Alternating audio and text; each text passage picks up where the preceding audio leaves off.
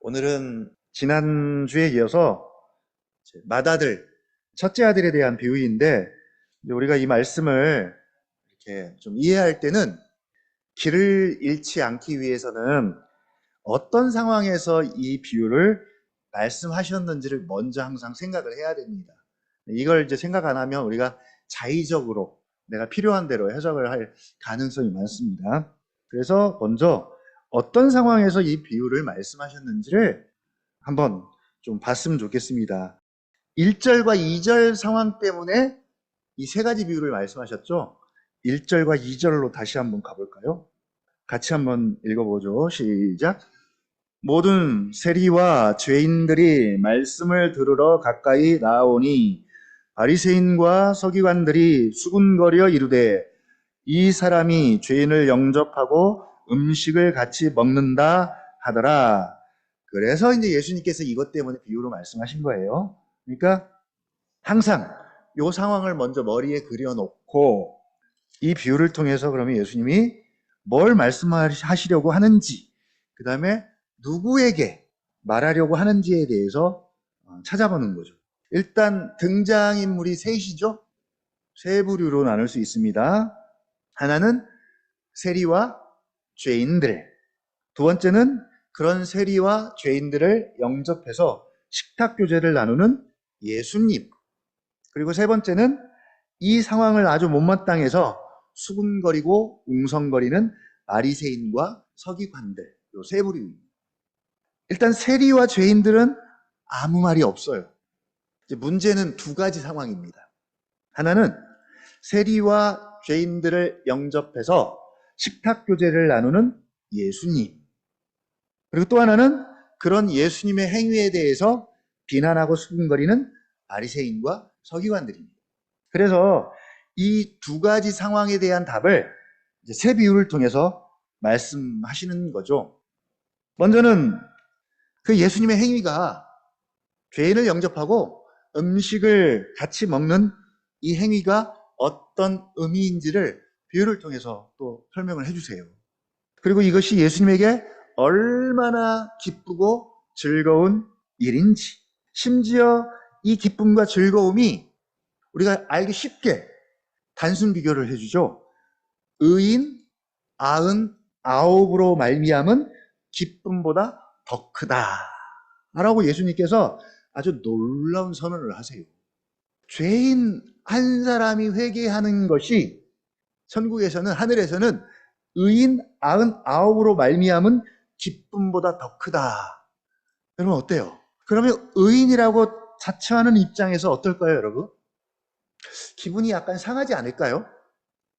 괜찮습니까? 더 기쁘세요? 죄인 한 사람이 회개하는 것이? 원래 의인들의 삶이 어떤 삶이에요? 늘 하나님을 기쁘시게 하려고 하는 삶이잖아요. 그런 삶을 살려고 지금 하는 사람들이 의인인데, 그러니까 의인들의 마음 속에는 오직 하나님을 위한 기쁨밖에 없어요. 이런 사람들인데 이런 사람 99으로 말미암은 기쁨보다 더 크대요. 죄인 한 사람이 회개하는 게. 이게 말이 됩니까? 가끔 말씀을 듣고 읽을 때 사실 약간 억울함이 생길 수 있는 상황들이 있어요. 예를 들면 하나님이 동산에 있는 모든 나무의 열매는 사실 다 먹으라 그랬잖아요. 다 먹으라 그랬어요. 먹어야 할 것은 99가지. 그 말은 되게 풍성하다는 얘기입니다. 진짜 지천에 먹어야 할 것들이 널렸어요. 풍족합니다. 그리고 사실은 모든 것이 다 자유합니다. 다 먹어도 돼요. 근데 동산 중앙에 있는 나무 하나만, 딱 보고 하나만 먹지 말라고 합니다. 그러면 사단은 그 먹지 말라고 한 것에 집중해서 이걸 자꾸 부각시키는 거죠. 먹으라고 주신 것만 가지고도 늘 기뻐하고 충만하고 감사할 수 있는 여건과 상황이 충분한데 먹지 말라고 한 것에 포커스를 두면 하나님은 되게 인색하고 엄한 분이 되고 뭔가 부정적인 하나님이 되는 거죠. 표현이 그래서 그렇지 의인 99은 그 나름대로 기쁨이 되고요. 충분히 그 한 사람 한 사람이 하나님께 기쁨이 돼요. 단지 죄인 한 사람이 회개하는 것이 하나님께 얼마나 중요하고 큰 기쁨인지를 설명하기 위해서 의인 99으로 말미암은 기쁨을 잠시 가져다 씀으로 해서 이 기쁨의 크기가 얼마나 큰지를 이해하기 위한 비교입니다. 그러니까 99으로 말미암은 기쁨이 작다는 것도 아니고 그것을 폄하하는 것도 아닌데 이상하게 이제 우리 마음이 불편해질 수도 있어요. 아니 뭐 그깟 죄인 한 사람이, 그 죄인 한 사람이 누구예요? 바로 세리와 죄인들이잖아요.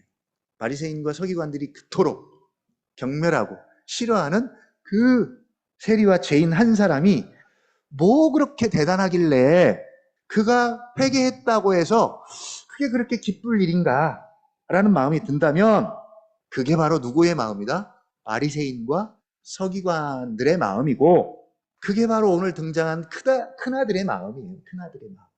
자, 결론적으로 미리 말씀을 드리면 오늘 큰아들 이야기는 바로 죄인을 영접해서 함께 식사하는 예수님의 그 기쁨과 그 즐거움을 이해하지 못하고 오히려 분노하고 함께 잔치에 참여하지 못하는 바리새인과 서기관들을 비유로 보여주는 말씀입니다. 그러니까 큰아들은 1차적으로 바리새인과 서기관들입니다. 예수님이 이 탕자의 비유를 통해서 거울 치료를 지금 시전하고 계시는 거죠.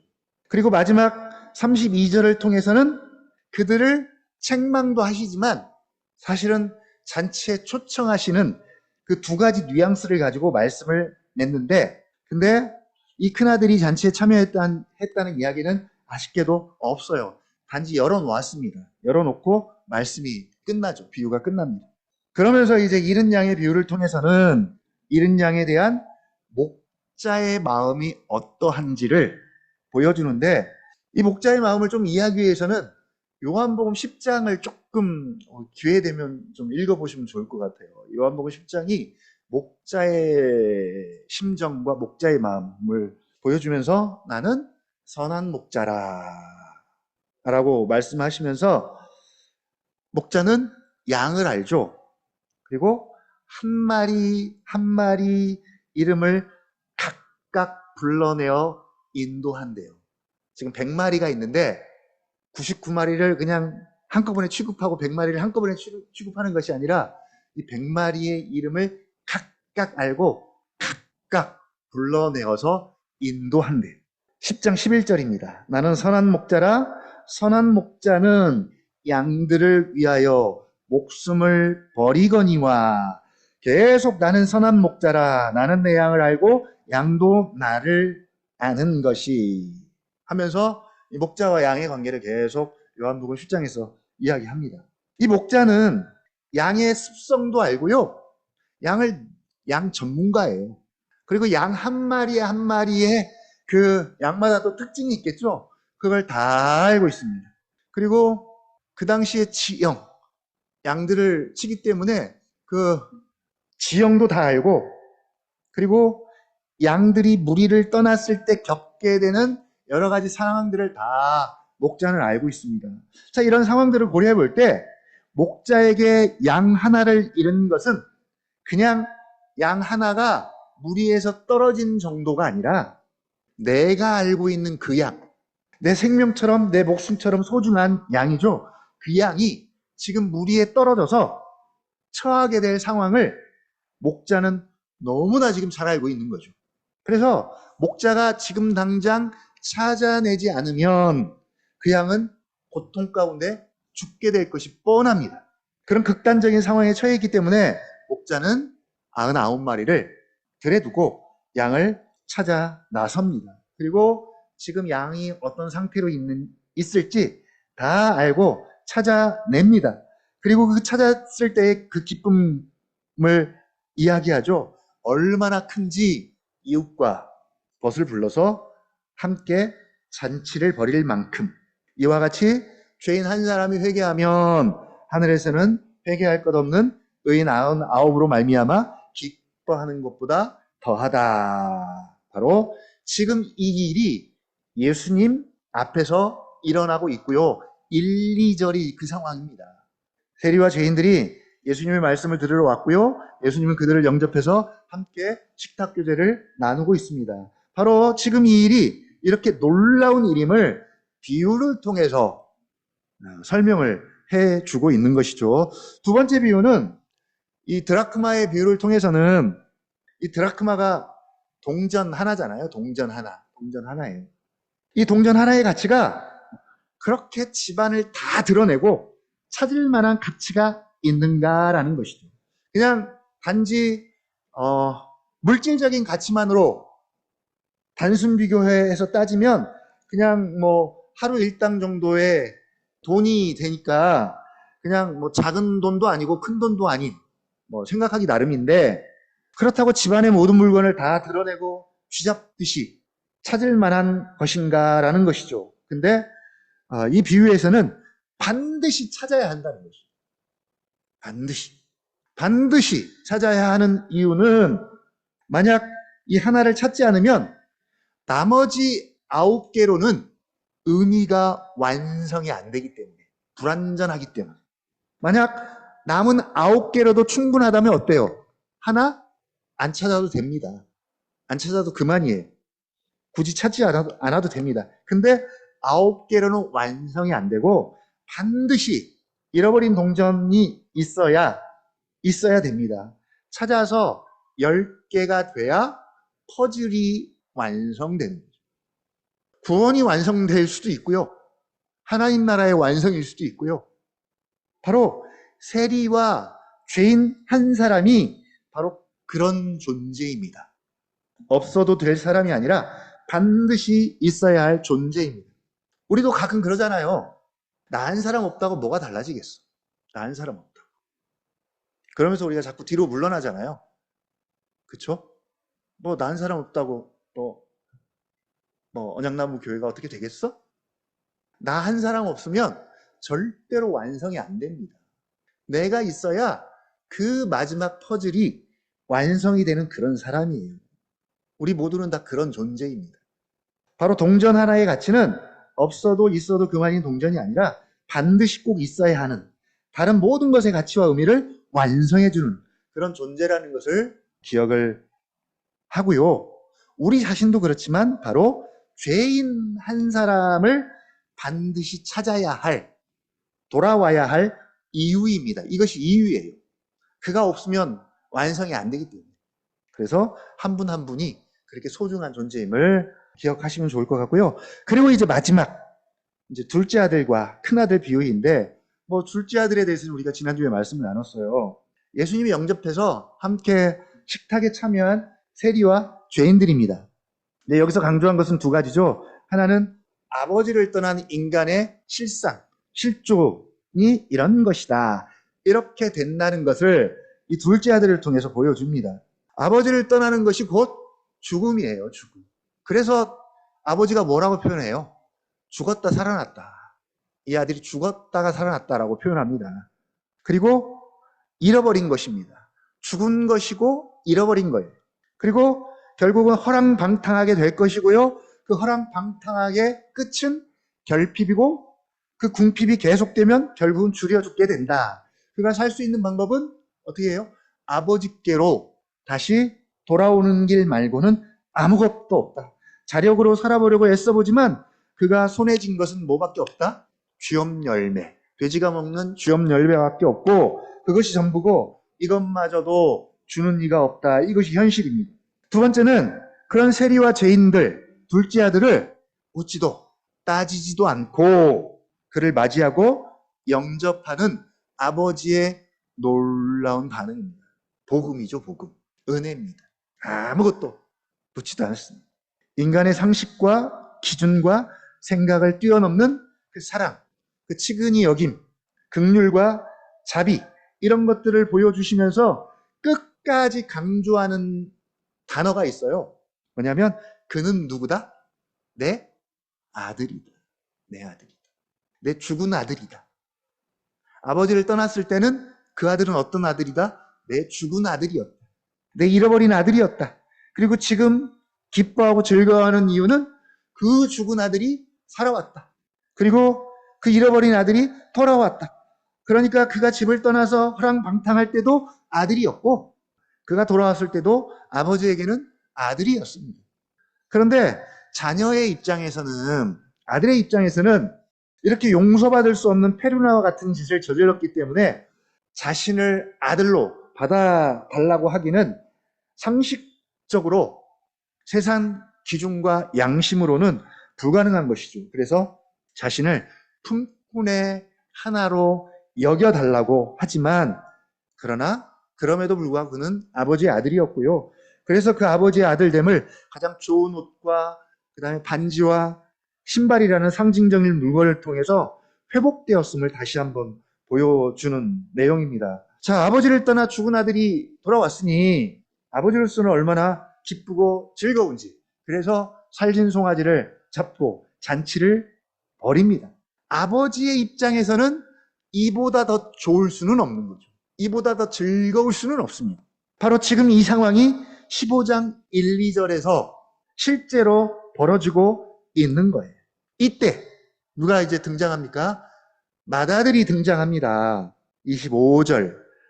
맏아들은 밭에 있다가 돌아와 집에 가까이 왔을 때 풍악과 춤추는 소리를 듣고, 26절이요.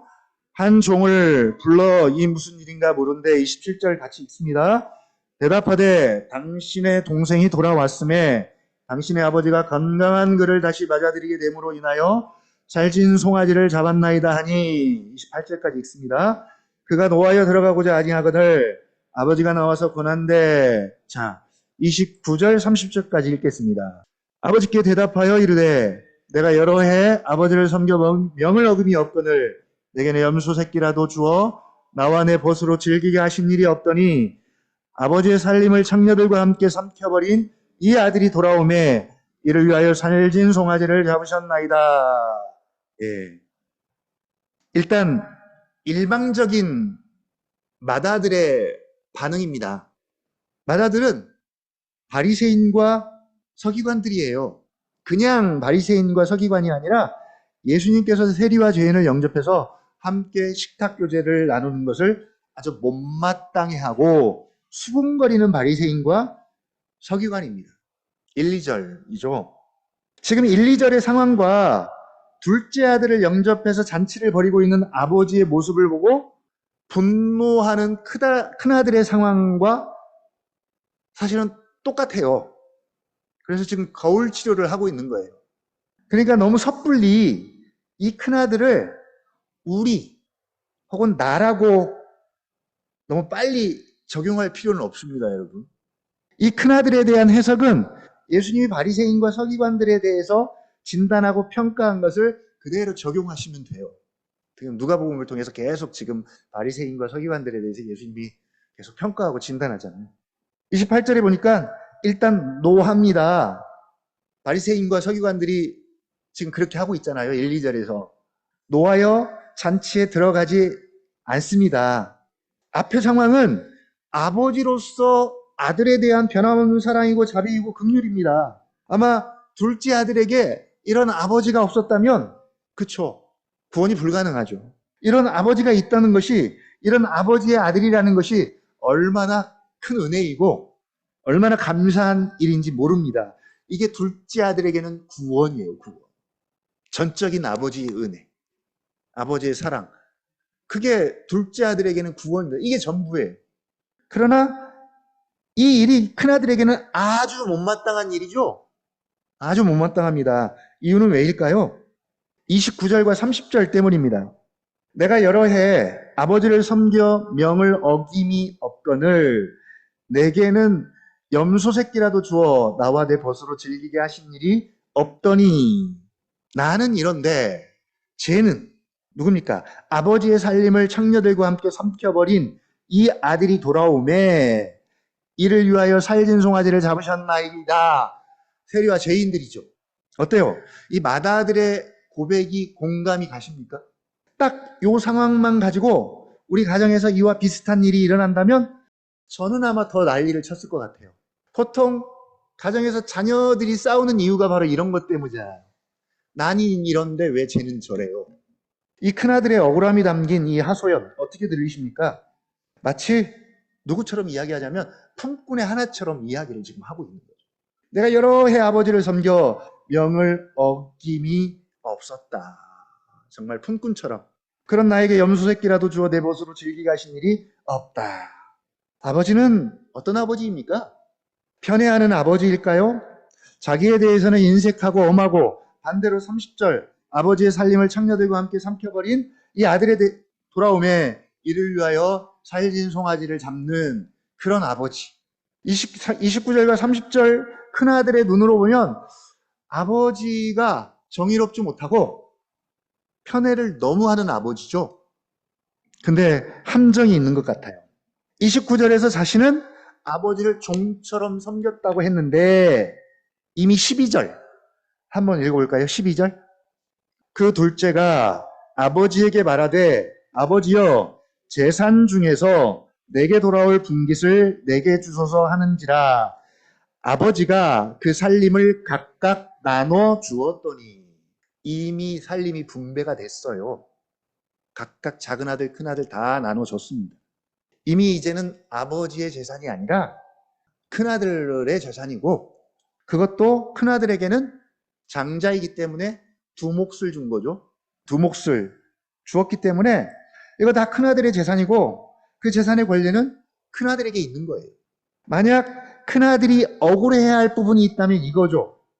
작은 아들이 자기 몫을 다 탕진하고 빈손으로 왔잖아요. 그러니까 자식이 큰 아들에게는 재산권을 행사할 수 있는 아무것도 없습니다. 어떤 권리를 가지고 쓸 수 있는 것이 하나도 없습니다. 근데 아버지가 권한을 주었잖아요. 다시 회복시키시면서 어떻게 해요? 좋은 옷 입히고 손에 가락지 끼우고 신발 신겨 주었어요. 권한을 아들의 권한을 다시 권리를 준 거예요. 그건 누구 몫이냐면 사실 큰아들 거예요. 그냥 따져보면 이미 다 분배를 해줬기 때문에. 그러니까 큰아들이 억울해야 할 부분이 있다면 아마 그 부분이겠죠. 그러나 엄밀히 말해서 그의 섬김은 아버지를 위해서가 아니라 아버지와 상관없이 자기를 위해서 한 것이고요. 아버지를 크게 오해하고 있는 부분입니다. 이 부분이 어디서 잘 드러나냐면 이제 뒤에 가면 누가복음 18장 9절을 이렇게 소개하고 있어요. 한번 같이 읽어볼까요?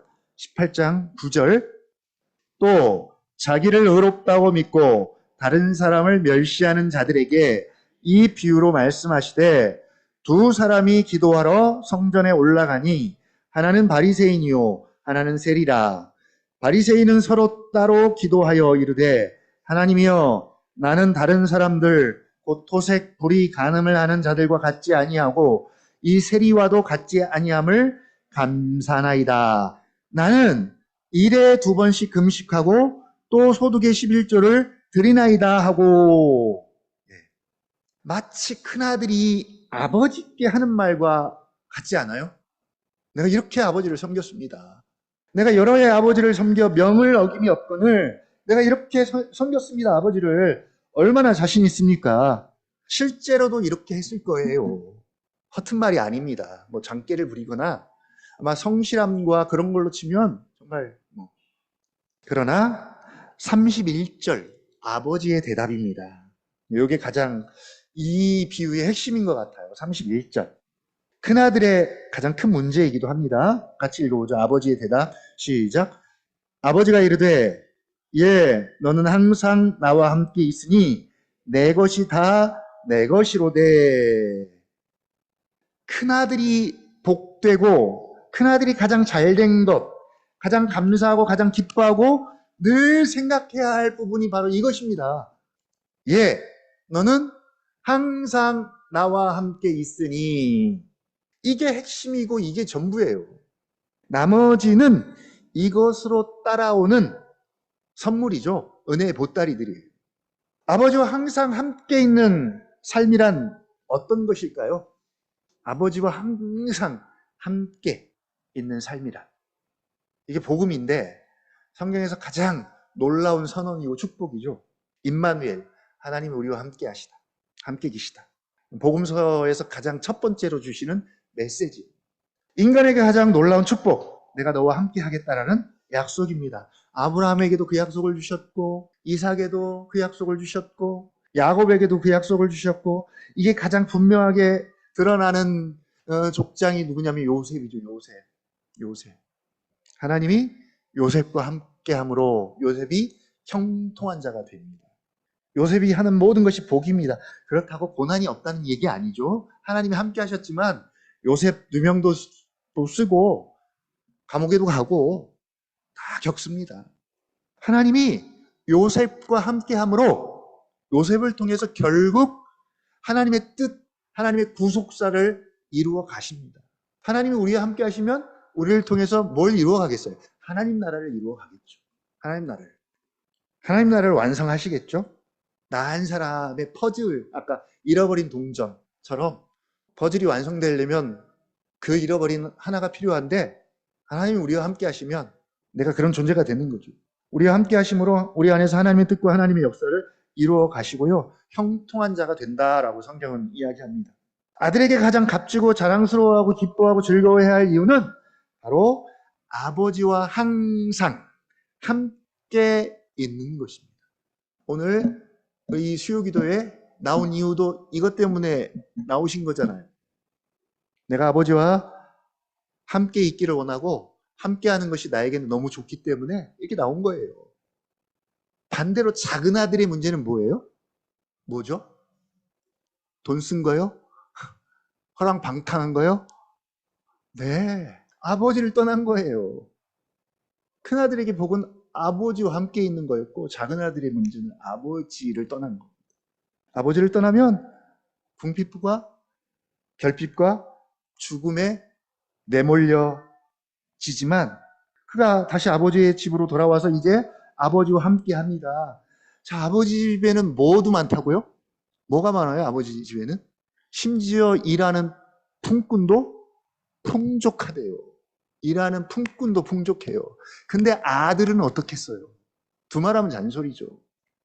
근데 정작 아버지와 함께 있었던 큰아들은 그 풍족함을 누리지 못하고 있는 거잖아요, 지금. 그래서 그런 고백을 합니다. 내가 그렇게 여러 해 아버지를 섬기고 명을 어긴 적이 없는데 또 불구하고 나한테는 염소 새끼 한 마리도 안 줬다고. 준 적이 없다고 그렇게 고백해요. 그리고 지금 그 풍성한 잔치에 들어가지 못하고 집 밖에 있습니다. 그리고 이 큰아들을 권면하고 책망하고 권유하는 말씀으로 비유가 맞춰집니다. 32절. 한번 같이 읽어보겠습니다. 시작. 이 내 동생은 죽었다가 살아났으며 내가 잃었다가 얻었기로 우리가 즐거워하고 기뻐하는 것이 마땅하다 하니라. 아멘. 마땅하다라는 표현을 썼는데 이 당연한 즐거움과 기쁨에 왜 맏아들은 분노하면서 참여하지 못했을까요? 물론 큰아들로서는 원인을 작은아들 저놈, 아버지의 불공평함 이런 것에 원인을 줄 수도 있겠지만 그러나 그건 정당하지 않다라는 거죠. 일단 구조상으로 보면 이 맏아들은 되게 억울합니다. 둘째 아들이 믿기도 하지만 어쩌면 아버지에게 화가 난 것 같아요. 아버지의 처신이 별로 공정하거나 정의롭지 못해요.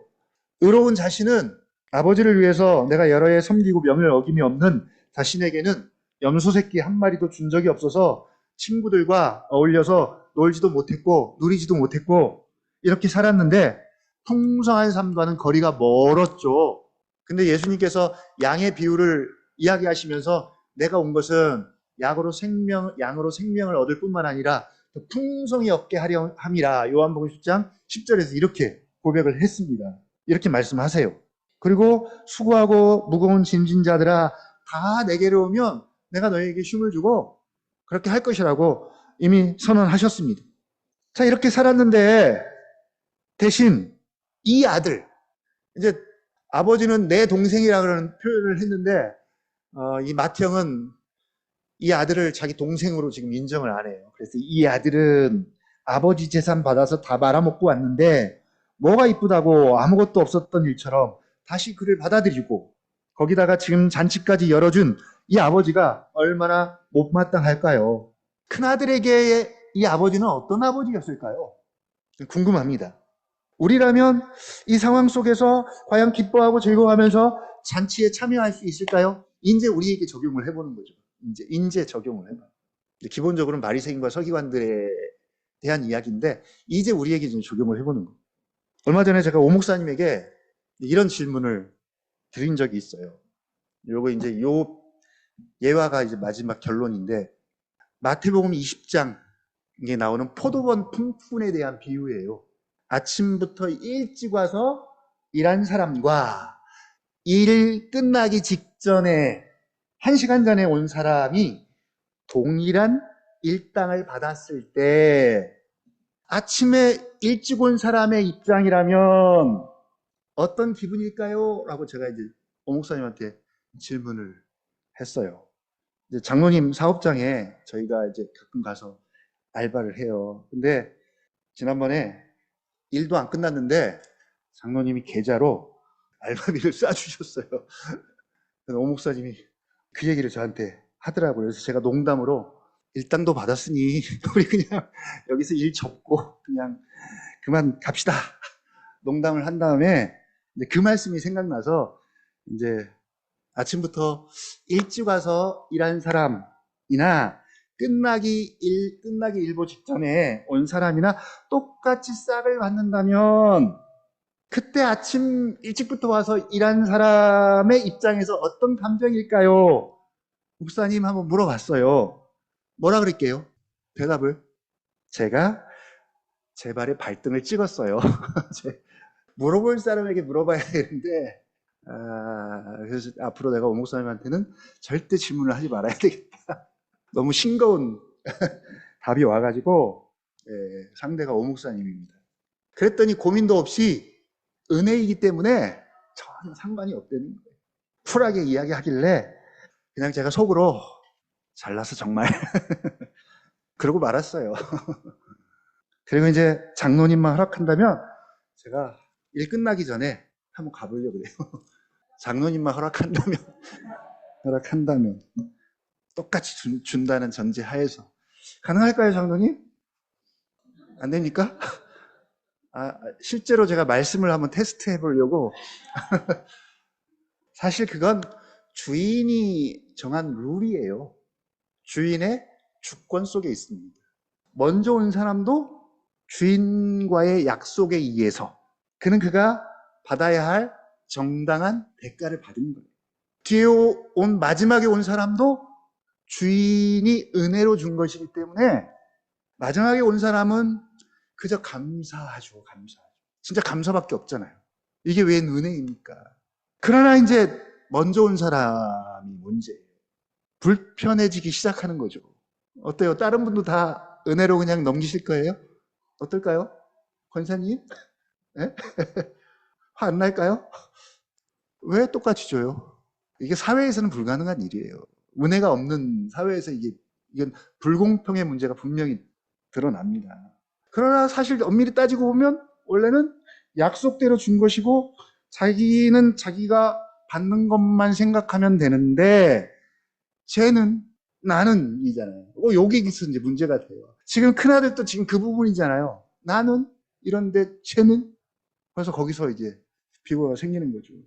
비교하면 그때부터 주인이 정의롭지 못하다는 마음 때문에 불편한 마음이 생기는 거예요. 기분이 드는 거죠. 인간의 마음이 그런 것 같아요. 근데 실상은 먼저 온 사람에게 주인이 잘못한 거 진짜 하나도 없어요. 하나도 없습니다. 그냥 원래 약속한 대로 이행을 했습니다. 오늘 본문에 등장하는 아버지도 마찬가지입니다. 아버지와 아들의 관계 속에서 아버지는 둘째 아들을 품었고 아버지로서 죽은 아들이 살아 돌아와서 너무 기쁘고 즐거워서 그냥 잔치를 벌인 거예요.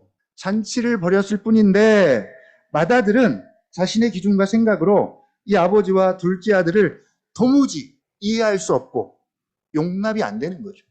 다시 한번 나는 어떤 마음인지 예수님과 세리와 죄인들을 영접하고 함께 식탁 교제를 나누는 이 상황을 진심으로 함께 즐거워하고 기뻐할 수 있는지 혹시나 맏아들 같은 마음이 내 안에 없는지 돌아봤으면 좋겠습니다. 결국 그런 것 같습니다. 아버지의 말씀 31절입니다. 31절이 포인트죠. 너는 항상 나와 함께 있잖니. 그리고 부연 설명으로 그래서 내 것이 다 내 것이로 돼. 맞잖아요. 이미 각각 재산을 다 나눠줬잖아요. 우리도 여기서 답을 찾지 못하면 계속 마다들 같은 입장이 될 수밖에 없을 것 같아요. 하늘 아버지와 함께 있는 나, 하늘 아버지로 말미암아 즐거워하고 기뻐하는 나, 하나님 아버지로부터 받는 위로가 있고, 반대로도 우리가 설명할 수 있잖아요. 아, 이번에는 나만 하나님 아버지를 기뻐하고 즐거워하는 것이 아니라 그도 나를 어떻게 하신다고요? 그가 나로 인하여 기쁨을 이기지 못한대.